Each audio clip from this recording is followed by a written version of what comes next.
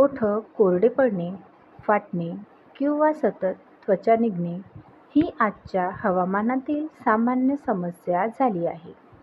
बाजारात अनेक लिप बाल्म्स उपलब्ध असले तरी त्यातील केमिकल्स, सुगंधी पदार्थ किंवा घटक काही वेळा ओठांना सूट होत नाहीत.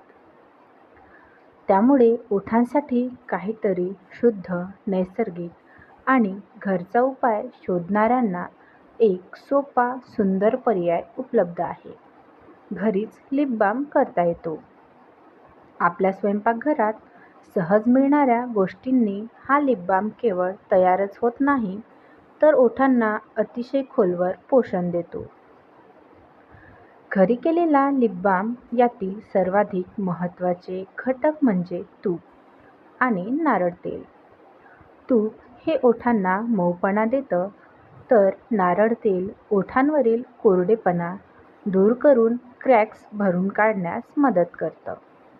या दोन्हींच्या मिश्रणात मध घातल्यावर हा लिप बाल्म आणखीनच फायद्याचा होतो. मधातील नैसर्गिक हीलिंग गुणधर्म ओठांवरील जखमा, सूज कमी करण्यासाठी फायद्याचा ठरतो. लिप बाल्मला थोडा घट्टपणा हवा असेल तर बीजवॅक्स वापरता येतं, मात्र ते नसलं तरीही लिप बाल्म उत्तम तयार होतो. हा लिप बाल्म तयार करण्याची प्रक्रिया देखील अत्यंत सोपी आहे. एका छोट्या वाडग्यात तूप आणि नारळ तेल घेऊन ते खूप हलक्या आचेवर गरम करायचे. मिश्रण वितळू लागले की त्यात मध घालून नीट ढवळायचे. जर बीजवॅक्स वापरणार असाल तर ते आधी वितळवून या मिश्रणात मिसळायचे. नंतर हे गरम मिश्रण एका लहान डबीत ओतून 15 ते 20 मिनिटे सेट होऊ द्यायचे. इतकंच. थंड झाल्यावर लिप बाल्म तयार. एकदा केला की हा लिप बाल्म 30 ते 45 दिवस सहज टिकतो. त्याचा सर्वात मोठा फायदा म्हणजे यात कोणतेही कृत्रिम रंग, सुगंध किंवा जड केमिकल्स नसतात. त्यामुळे तो त्वचेवर अतिशय सौम्यपणे काम करतो.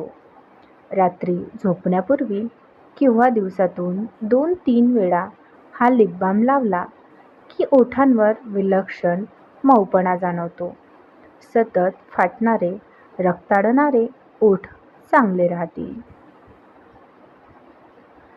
या मूलभूत लिप बाल्ममध्ये हवे असल्यास थोडा बदल करून वेगवेगळे सुंदर प्रकारही तयार करता येतात.